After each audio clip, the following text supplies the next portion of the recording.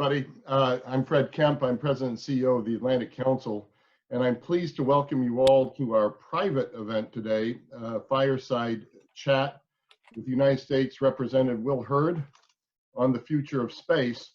If you look very carefully at Will Hurd's square here in the Hollywood Squares and Gallery View, you'll see a little street sign over his right-hand shoulder. Yes, there it is, Will Hurd, is it Drive? And he just shared with us that the street was named for him in Eagle Pass, Texas. So this is the kind of thing that I love in this space, is you get to know about people's space, you're invited into their homes. People talk about social distancing. We haven't found that at the Atlantic Council. We've had an exponential growth in the people we're bringing together around the world, more than 300 events, more than 700,000 people we've convened since the middle of March. But I like these smaller events even more. I like it when we can get some experts in the room and have some rich conversation. And so I feel that in a way we've been brought closer together by this period of time, not dragged further apart. An array of private sector feats has renewed and increased the public's interest in the exploration of space. The expansion of commercial involvement in the area has also introduced many new challenges. There are public-private partnerships to organize vast troves of data to transmit, to process, and to store, and missions and trajectories to coordinate between rival companies and nations. I'll come back to Teresa Carlson and introduce her in a minute, but we're just delighted that Teresa, Vice President of Sales at Amazon Web Services Worldwide Public Sector, will be representing commercial interests in space on this call. But I'll come back to that in a second. The private sector's involvement also introduces a complex new element to the realm that has traditionally been an arena for great power competition and sometimes cooperation. Successfully navigating these new dynamics requires new policies, new technologies, and new lines of communication, and their ultimate impact on everyday citizens remains uncertain. Here to help us understand where we are and where we need to go and the actions required to get us there are David Bray of the Atlantic Council, Teresa Carlson of AWS, and United States Representative Will Hurd. So let me briefly introduce our speakers to you. First of all, our own David Bray, Director of the Geotech Center, will be moderating the discussion. We launched the center this year. It was already doing work last year, as is the way one does things in this realm, and it's off to a great start. Whether or not we are in Mars orbit yet, you can discuss that later, David. But we're off to a great start. Teresa Carlson, Vice President of Sales at AWS Worldwide Public Sector, will be representing commercial interests. She's also one of the co-chairs of the Geotech Commission, a commission we've created alongside our Geotech Center, and it's a group of dedicated public and private sector leaders working on policy recommendations for addressing changes brought on by a variety of emerging technologies. And representing government interests is, of course, Representative Hurd from Texas 23rd District, I believe. And Congressman Hurd, we've done a lot with you at the Atlantic Council over the years. We've been really delighted to work with you, from Washington, D.C. to Ukraine. So it's great to have you with us again. Among other appointments, Representative Hurd is a ranking member on the Subcommittee on Intelligence Modernization and Readiness in the House Permanent Select Committee on Intelligence, and he has long been a fierce advocate for strategic, comprehensive, and long-term policies addressing many of the impending technological challenges facing our country and the world. So with that, let me turn over to David to get us started. And you may want to share a little bit what's your background too, David. It looks space-like and at sunset. Yes, well, thank you, Fred, for that very gracious introduction of our panel. And yes, we are here to talk today about the future of space. You asked whether or not we're in Mars orbit. I would say there has never been a better time to be heading to Mars right now. As we know, the planets are allowing a chance to go to that orbit. But we're here to talk today because we're increasingly seeing private sector's efforts and pioneering efforts when it comes to space, which raises questions about what can the public sector do to make it more viable and more promotive of innovation and industry efforts in space. And so I'm going to turn first to Congressman Hurd. Again, thank you, Congressman Hurd, for joining us. And I would ask for, do you have thoughts about what we can do to continue to not only stay ahead, but actually accelerate our efforts in space to promote innovation and industry efforts? Sure, it's always a pleasure to be with y'all, and this is not a shameless plug for Fred, but this is what's on my desk right now. It's one of my favorite books by a riveting author. Time to come back on screen again. Yeah, but I love what y'all do, and sometimes people are like, why the hell is Will Hurd talking about space, right? Let's start with that, and it begins with my district. Blue Origin has one of their launch sites in my district. And so the fact that from the beginning of my time in Congress, most of my focus has been on commercial launch and how we're able to help that. And so that's really where I got my teeth wet. And then in moving into Congress and being on the House Permanent Select Committee on Intelligence, I've been involved in how the Intelligence Committee talks about is overhead architecture. And one of the things you learned is that space is now a contested domain. And there was a recent DIA report that came out, I think it's Challenges of Security in Space was the title, that really talks about this concept of counter space. And so what can the public sector be doing to make sure that we have innovations in space is making sure that our great American companies are able to operate up there in space, unmolested by adversaries. And this is everything from, electronic warfare, we're messing with the spectrum around devices, to actually kinetic operations and taking them out. And this is no longer just about how can U.S. innovation happen. The Chinese are trying to outpace us. Over the last 2 years, they've put more satellites, more spaceships into space than any other country, including us. Just this year alone, they're looking to put 60 spacecraft into space over 40 launches. So that's why everything from launch capability, this concept of Blue Origin, of a space elevator, right? How you move in space requires different fuel than getting into space. We know about the 3 countries racing to Mars right now. And all of this is also impacted. We forget how much space enables what we do on the ground, things like GPS, weapon systems, command and control. And so space supported operations here on terrestrial systems is important as well. So I want to make sure the federal government is doing everything we can to protect our architecture in space so that we can have great companies continue to innovate. Excellent, and thank you, Representative Hurd, and I really appreciate the connection too that you said, that it goes right back to your district, but also to all of us on the ground here in the United States making this happen, and thinking about, like you said, how we can continue to do this in a way that is not contested or disturbed by malevolent actors. Teresa, I would thank you for joining us as well, Teresa, and I would like to ask for your similar thoughts about what we can do from a private sector perspective to focus on innovation and industry efforts in space and sort of take it to the next level beyond the launch pad, but really sort of the booster stage, if that, so to speak. Well, thank you, David, so much. And like Representative Hurd said, it's great to be here today. And I think we both really appreciate you all having this conversation about space. It is really important. And it's hard to believe that it's been 50 years since we landed on the moon. It's kind of unbelievable. And we're still learning from that experience today, even. And I actually can't think of a more exciting time for space right now to be working with the government and commercial sector customers on space initiatives.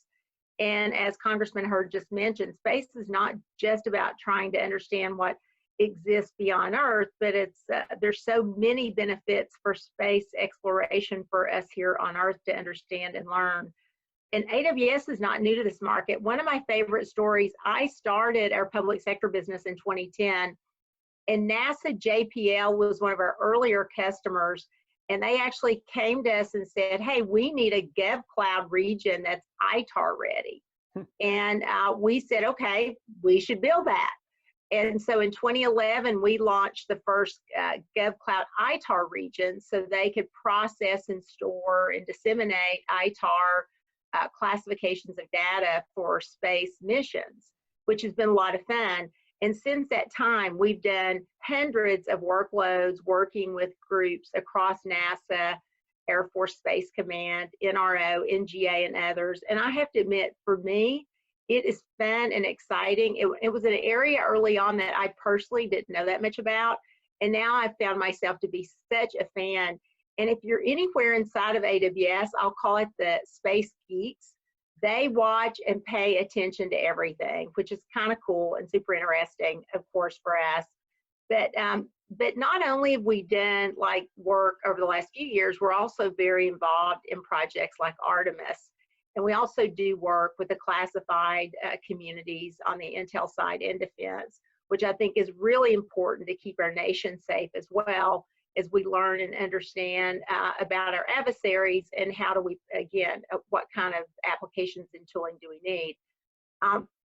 And with AWS, the other element for us is we're building on behalf of our customers. And we actually heard from our intelligence community customers a few years ago that they wanted and needed a managed ground station capability, because what we hear often is we need speed and agility in this this market segment because it moves too slowly. So tools like cloud computing, I think, will help to revolutionize what we can do in space, because you again, if you think about the ability to not own everything, but build out, do experimentation, and then again, pay for only what you use, that's a necessary element of being able to move faster and having that quick experimentation. And David, in 2018, we launched something called the AWS Ground Station, which was kind of our first new service outside of things that our space customers already use. And Ground Station is a fully managed service that lets government commercial customers control satellite communications, process the data, and scale their operations without having to go out again and buy all that. And they can also work across other tools and applications. And then it's fun. We see hundreds of new startups coming out in this arena. I see a lot of venture capitalists now actually funding and looking at how do they take advantage and fund and back new startups in this arena. Groups like Capella, which is a great, Capella Space is a startup that's now running all on AWS. So that's a lot of fun for us to work with these new startups and understand them. And these services, like I said, are really going to be critical for us in the defense and intelligence monitoring and decision making. And I want to thank Congress for actually, because now we have U.S. Space Force, and we're very committed to working with Space Force on their new applications and what they're trying to achieve from a mission, which I think is going to be a lot of fun. And in fact, I was the beneficiary of Space Force because my new leader of my aerospace and satellite business unit that I announced a few weeks ago is going to be headed up by retired General Clint Crozier, who was one of the individuals that helped formulate that whole program. And I kind of stole him only because he retired. So he's now coming, and we're very excited. He's going to start with us August, so just around the corner. And he's going to help us understand how we better serve our customers around these tools that space can provide, like IoT and edge computing.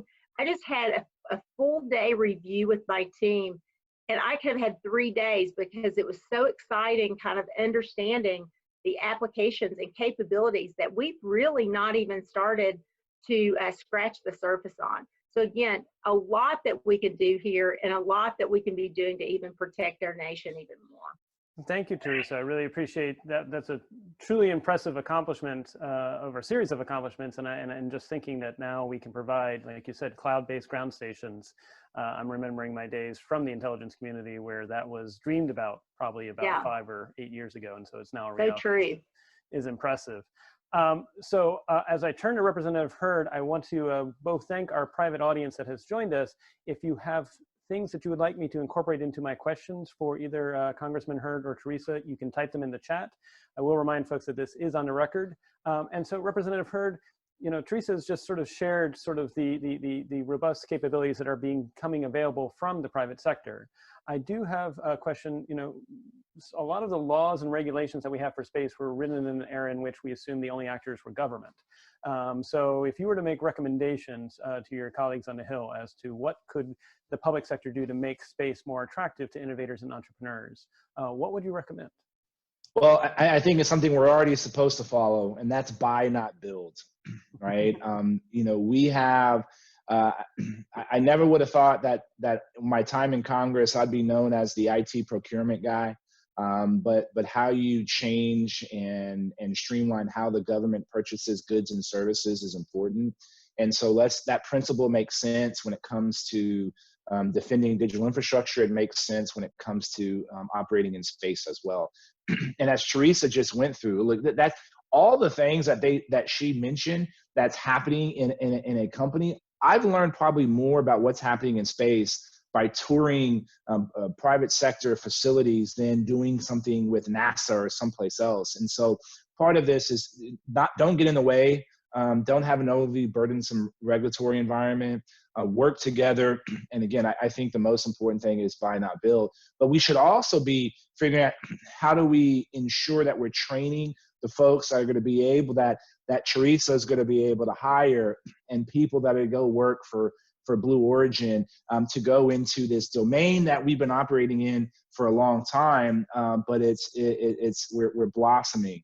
And again, I'm proud. I represent a part of Texas, this little town called Presidio. It's one of the poorest communities in Texas, but they had a rocket club, and they went on to some national competition and beat out some of these prep schools from the East Coast, right? And now they get to go on a bus, you know, a couple of times a year to the Blue Origin facility and literally watch people building rockets that are going into space, right? And so we have to encourage folks that are going into these programs so that we can populate these great companies and also build up a space for us. And so I think that's stay out of the way, but partner, because the only way that we're going to continue, we are in a competition, period, full stop. And the only way that we're going to compete is by not breaking up great American companies. It's by working with great American companies in order to challenge folks like the Chinese. Also helping companies defend their IP. We had the Chinese consulate in Houston shut down, right? What else? What's in Houston that's important? A little old thing called Johnson Space Center, right? And so making sure that we're helping companies defend that intellectual property. We've seen an increase of illegal immigration coming across the border from Chinese nationals. That number has increased multiple fold. And, you know, they came and said, oh, we want to, you know, we're a painter, or we're a carpenter. And they were looking for jobs in facilities in South Texas that deal with commercial space. And then when you investigate, guess what? They had a PhD in astrophysics, right? And so this is, our companies are not only being threatened in space, they're being threatened here in intellectual property. So how do we you know, make sure that we're defending and helping the private sector defend against these attacks are important. Excellent. And Representative Hurd, you made me have a little bit of flashbacks, because I was fortunate enough, I was sort of the legacy of when the Cold War was going on. We had science fair competitions across the United States to find talent, even in rural areas. I was in rural Virginia. And so maybe what we need to do is actually re-accelerate like you said, the idea of science fairs and rocket fairs as a way to sort of find talent, whether it's in rural parts of the country, in urban areas, wherever it might be, and sort of link that to efforts that are going on. We also, real quick, since you talked about protecting intellectual property, which I think is so key, if you're open to it, and if not, I'm happy to help comment as well. We have a comment from Bob Gorley of OODA Loop, who actually said, what can we also do to think about the cyber side of the fact that the things in space could possibly be hacked and could be compromised as well? I don't know if you have thoughts. Is that something where government needs to take the lead, or government needs to encourage industry?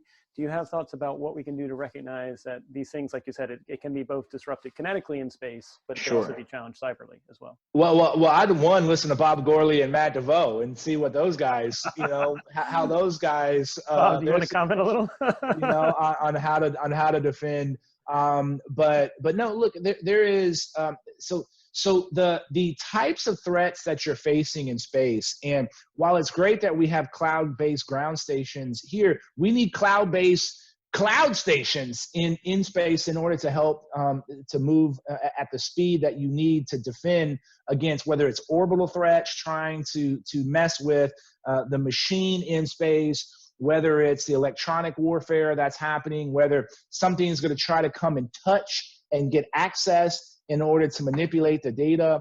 And so the same kinds of threats that we have, that we have the digital infrastructure on the ground, you have in the space, and it's complicated even further because it's in space, right? And so there are many things that we can be doing from defending these assets from the ground, but we're also going to now need infrastructure in space in order to help us with that.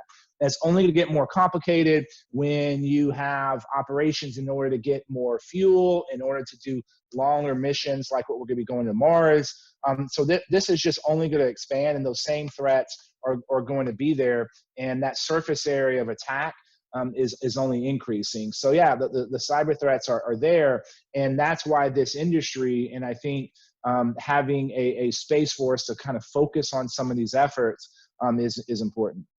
Thank you. That was very well said, Representative Hurd. And Teresa, with everything that the Congressman just shared, we talked a little bit about what AWS is doing, but of course the challenge with AWS is, of course, you operate, you're in the United States, but you also operate around the world. So what can not just U.S. government, but other governments that want to see space be innovative and not be constrained, say in a more surveillance state or autocratic regime, do? Yeah. What can AWS do to help sort of foster that international pluralism that might be needed? Well, let me just share, there are 3 countries racing to Mars: the US, China, and the UAE. I think US should get there first. So let me just be really clear. I think the US should be driving this. And I noticed Bob made a comment over in the chat room about the cybersecurity, which Representative Hurd commented on. And I do think it's kind of naive to believe that someone wouldn't try to hack us. So it is super important in every stage of space exploration and new programs that we are assessing, evaluating, and making sure that we're putting security parameters around everything we're doing for cyber. Better, faster, cheaper, with security by design. Everything should be with security by design. And if you think about the capabilities that are available to us, David, the new IoT edge capabilities, there's ways to put sensors and look for these threats. But it has to be built from the ground and assessed over and over. The testing, and it's available. It's not the technology anymore, by the way. We see cyber threats all the time, ransomware, and these things are you can put the right tooling around this, even just backing up your applications. But in space, it's a different way that we're actually going to have to think about this. But kind of globally, when you ask me the global question, I'll answer that. Globally, there are many space missions, and we're seeing it. I was in Africa recently, South Africa. They have a whole space mission, which I thought was really exciting. We're even seeing a lot of these countries, believe it or not, outsource their government space programs to commercial entities in a much bigger way, because they don't have the capabilities. Technology is moving so fast that they want to be part of this race to get there, but they don't have the talent or the technology. So they're even kind of outsourcing some of these. Then there's also a lot of countries that we work in partnership with that are friends and allies, that it's important also to share the capabilities. And we oftentimes will let our government kind of kind of direct us a little bit as well in some of these areas, which I think is important, especially if you're working with the U.S. Federal government on these programs and efforts. But just in general, like Representative Hurd talked about the Rocket Club. Okay, we need students around the world understanding these technologies and tools. And what a great way. I love it. I may steal that idea and actually start my own little AWS Rocket Club. I think it's a great idea. And maybe a potential way to get more individuals involved in thinking about a career in space. And we're talking about it a lot more. But I just kind of want to make one more comment about the threat as I end on this statement, which is when we identify and detect threats like, hypersonic weapons, we need to be able to respond to them quickly and defend against these things.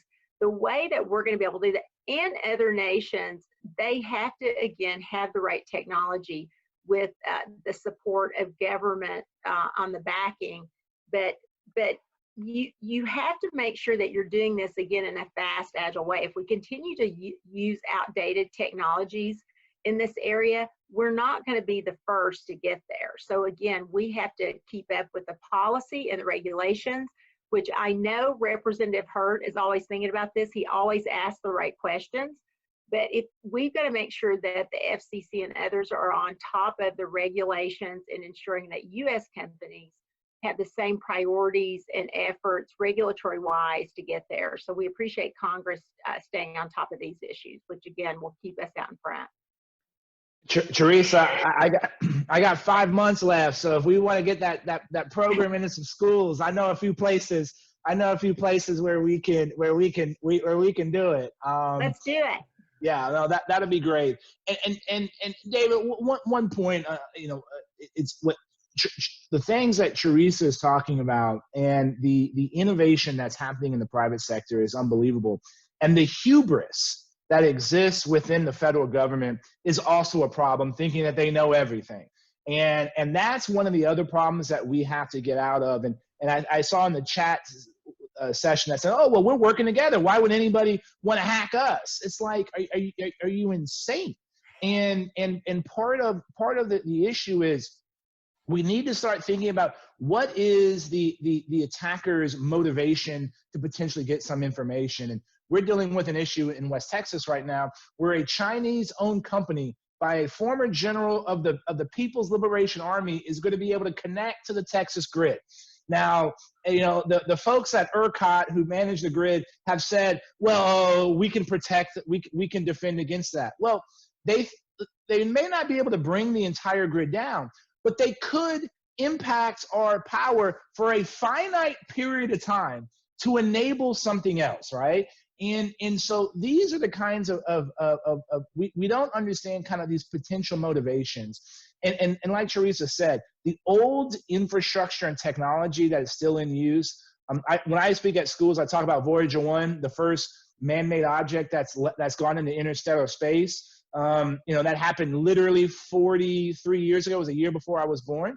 And you know how much memory they had on Voyager 1? 40 kilobytes. Yeah, not a lot. Right? And we're still getting stuff from there. And so yes, the cost of sorry, I'm in the Capitol and the buzzers are going. The cost to upgrade this infrastructure is going to be worth it, because this fight and this battle is so important to our livelihood and our way of life. And again, I think everybody on this call knows this. This is no longer about the United States maximizing and doing our best as a country. This is a race. This is a competition. And the only way we're going to win is if we work together and make sure that we build these systems with security in mind. Very well said. And yes, I agree 100% that, I mean, as we saw, even with the vaccine, supposedly an altruistic effort to try and get the COVID-19 vaccine, there's compromise, nation state actors are going after that. So we should always assume there are motivations that we may not agree with, but are happening and impacting us. I'm going to actually, if you're open to it, both Representative Hurd and Teresa, would be interested in your thoughts. We've combining two questions we heard, which is one, should we be concerned about the impact that a recession might have on the still nascent commercial space industry?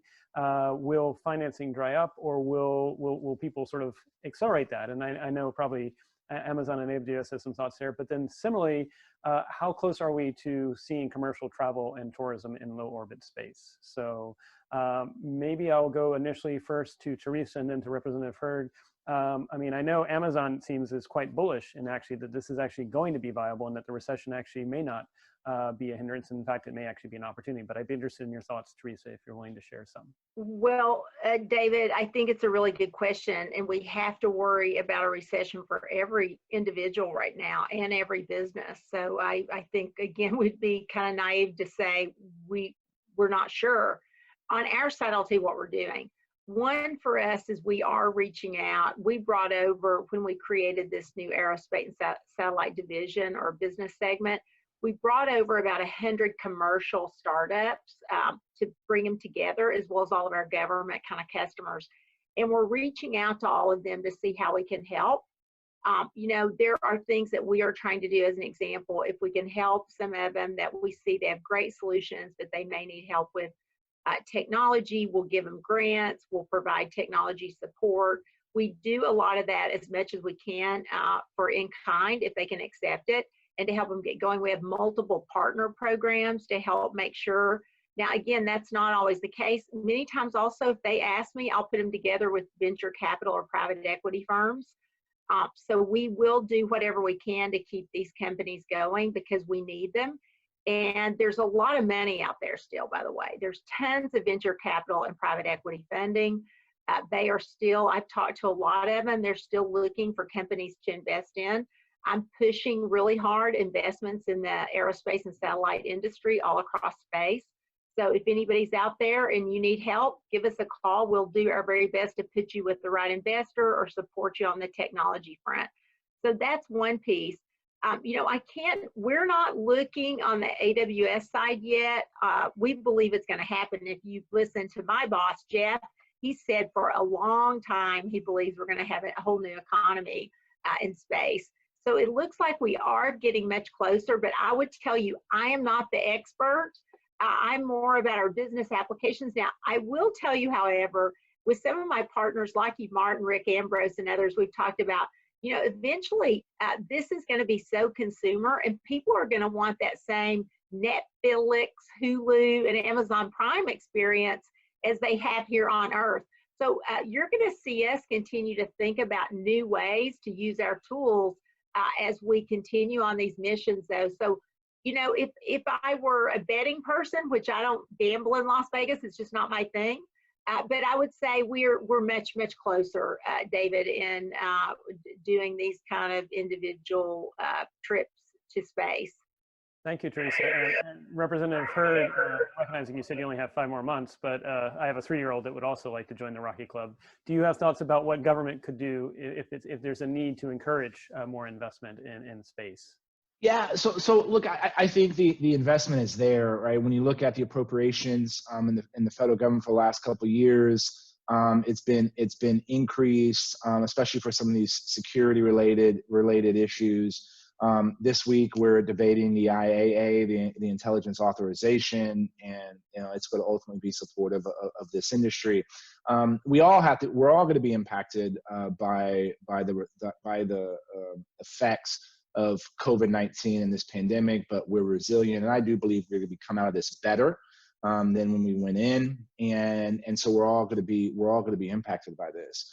But for the previous question, I think that people have already bought their tickets on Blue Origin as well as SpaceX to go into space, so that's coming, right? Yeah, it's coming.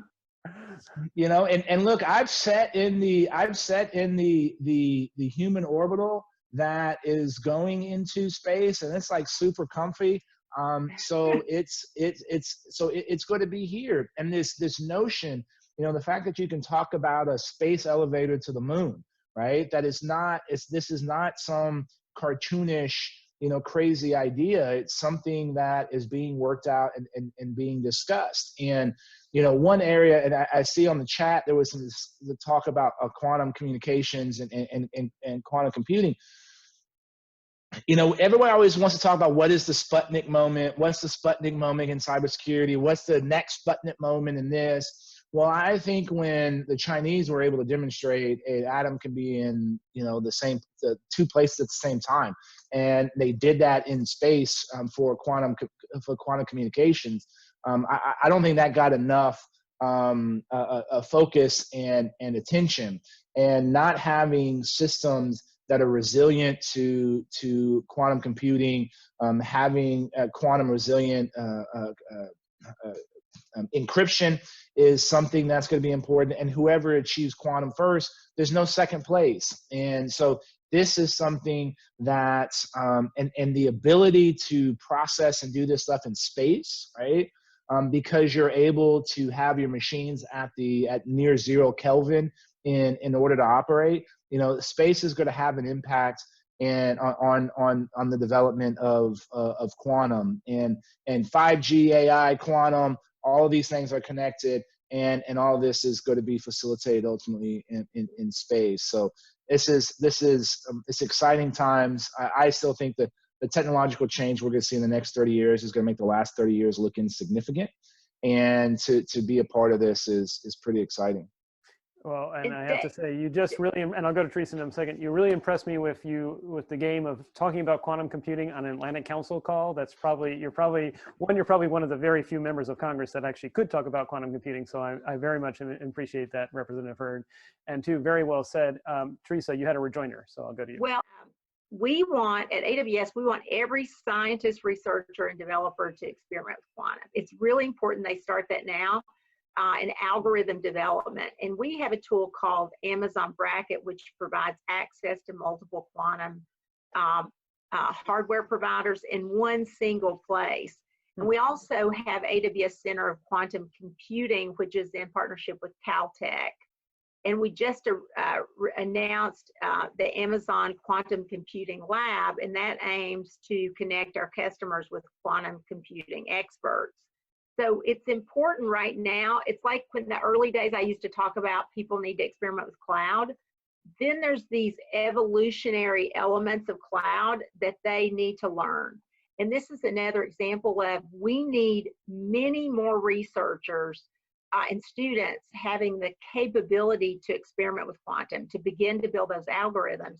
Because the applications that we see today are, you know, simulation, quantum computing itself, and then meteorology and the sensing of that. So these are all important elements of space. And so I agree, it's not too geeky. We should be talking about it a lot more in the US, and we need to encourage, again, that experimentation at all levels. Excellent. And you heard it here first. Geeks of the world unite. We're needed. So, okay, as we go to the last 5 minutes, I'll sort of try to bring it home and ask both Teresa and then Representative Hurd, you have the final last word. What we can think about in terms of working to make sure that this benefits maybe local communities, farmers, amidst everything that's happening. There has been some talk, actually, just to put out as an idea, could we use space assets to actually inform what are the right paths for recovery, and that it's no longer just focusing on GDP as a measure, but maybe we should be looking at imagery from space to say, you know, are communities coming back? Are we doing the right in terms of food production? There was also a question real quick that was asked, what needs to be done to try and actually work towards standards in space? And maybe we need, dare I say it, a nonprofit that almost does something like Energy Star or something like that, that works with industry and works with governments.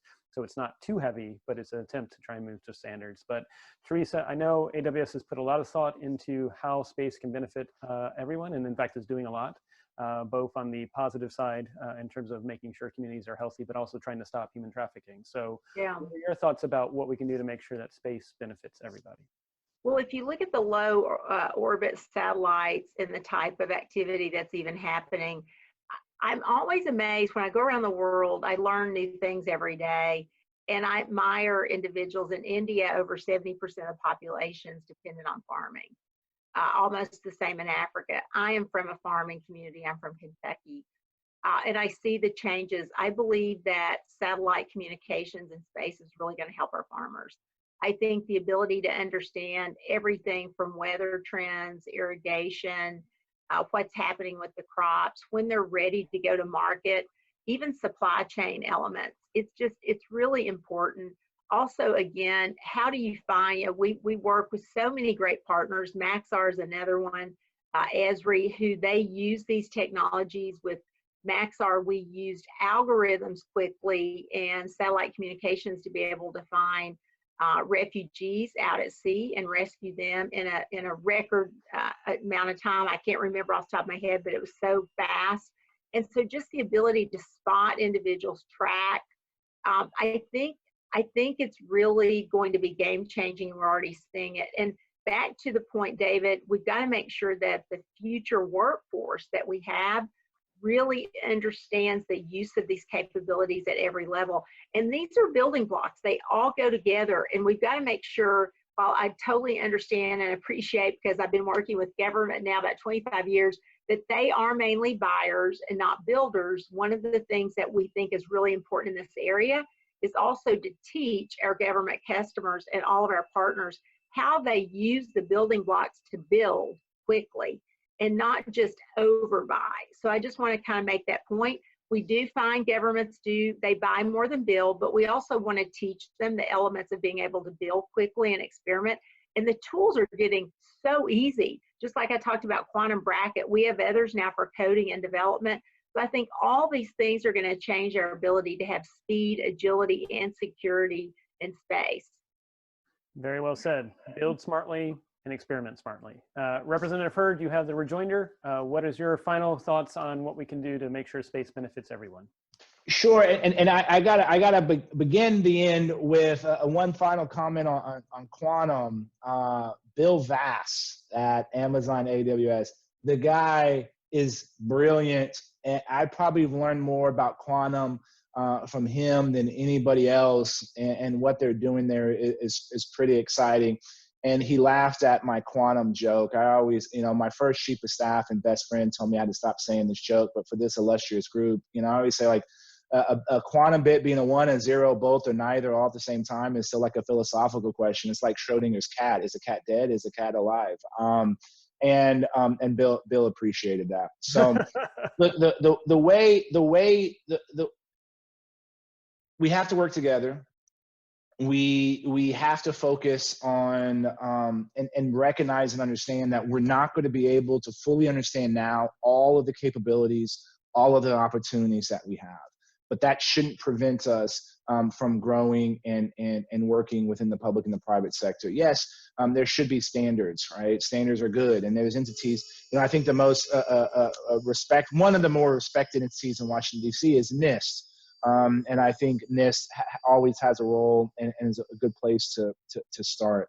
And we have to start developing these workforce chains. And this doesn't start in college. It doesn't start with a PhD.